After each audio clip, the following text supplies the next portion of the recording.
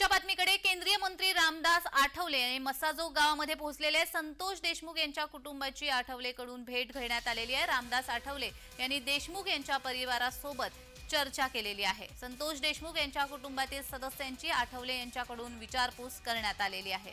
रामदास आठवले हे मस्साजोग गावामध्ये पोहोचलेले आहे। संतोष देशमुख यांच्या परिवाराची भेट त्यांनी घेतलेली आहे। त्यांच्या परिवारासोबत त्यांनी चर्चा केली आहे।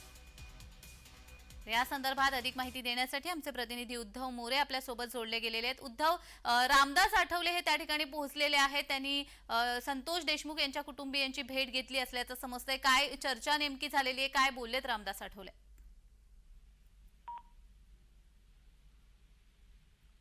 उद्धव, माझा आवाज येतोय? काही कारणामुळे उद्धव यांच्या सोबत आपला संपर्क होऊ शकत नाहीये। मात्र रामदास आठवले हे मस्साजोग गावामध्ये पोहोचलेले आहेत। रामदास आठवले यांनी देशमुख यांच्या कुटुंबांची भेट घेतलेली आहे, कुटुंबियांचं सांत्वन केलेलं आहे, त्यांच्यासोबत त्यांच्या परिवारासोबत चर्चा देखील केलेली आहे। संतोष देशमुख यांच्या कुटुंबियांची आठवलेकडून भेट घेण्यात आलेली आहे। मस्साजोग गावामध्ये सध्या रामदास आठवले आहेत।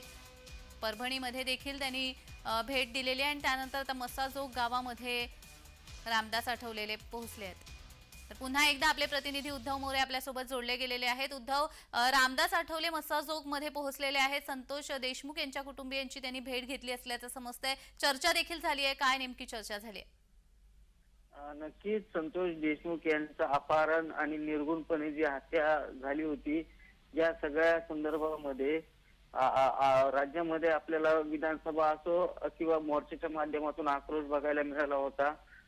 या घटनेची संपूर्ण देशभरामध्ये निंदा जी आहे ते करण्यात आली आहे। आज केंद्रातले सामाजिक न्याय मंत्री आहेत रामदास आठवले। धन्यवाद उद्धव, तुम्ही दिलेल्या सविस्तर माहितीसाठी।